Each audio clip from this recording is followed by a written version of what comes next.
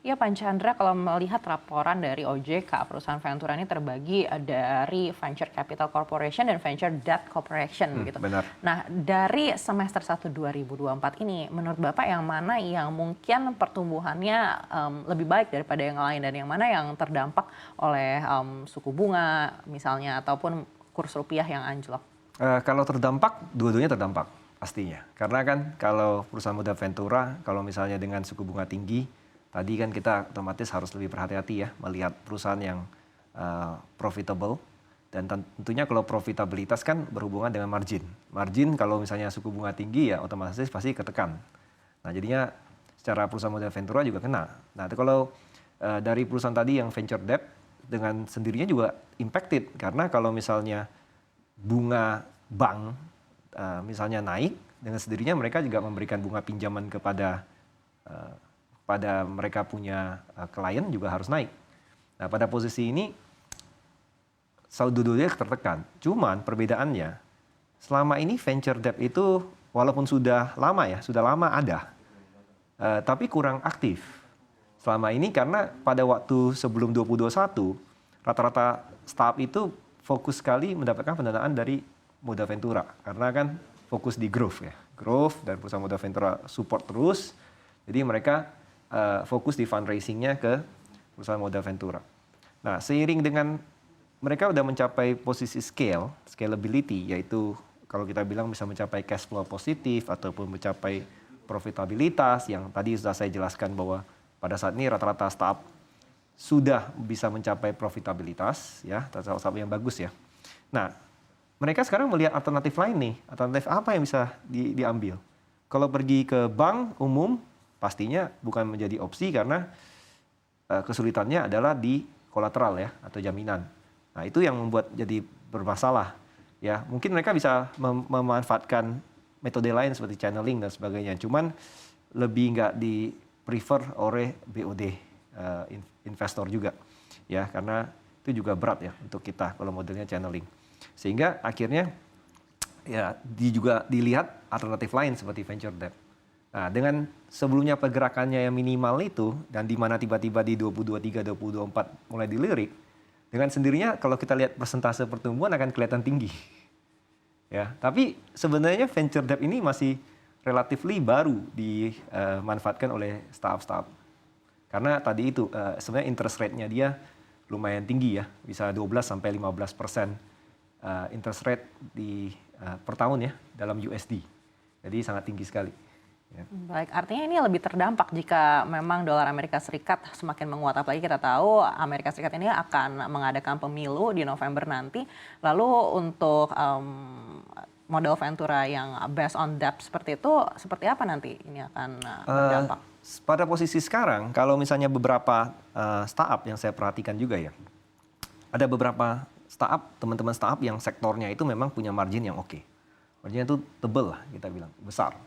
Ya, jadi kita bicara tuh 30% marginnya di atas kan. Nah kalau yang punya margin setebal itu biasanya mereka tidak keberatan pakai tadi ini debt venture ya, kalau kita bilang venture debt. Dan buat si venture debt fund sendiri sebenarnya dengan dolar US ini kuat, buat dia relatifly tidak ada begitu banyak pengaruh karena sumber pendanaan dia juga didapatkan dari USD. Nah yang susahnya dari USD ini yang diserahkan kepada startup. Startupnya kalau misalnya dia generate dalam USD, otomatis no problem. Tapi kalau dia generate-nya dalam rupiah, itu yang akan kena impact. Nah ini impact-nya pasti ada, yaitu akan lebih mengurangi pool potensial customer yang dia bisa dapatkan. Cuman player-nya itu belum banyak.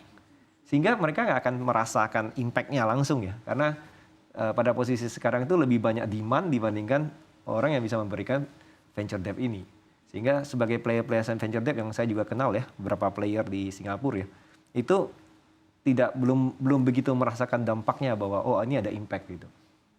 Baik, Bapak sendiri melihat seperti apa pertumbuhan hingga akhir 2024 ini dengan seluruh dinamika yang ada secara global maupun di dalam negeri. Apakah masih cukup menantang untuk industri modal Ventura? Masih cukup menantang, tapi seperti tadi Aneka katakan ini normalisasi ya. Jadi menurut saya kita udah terbiasa ya dengan situasi ini.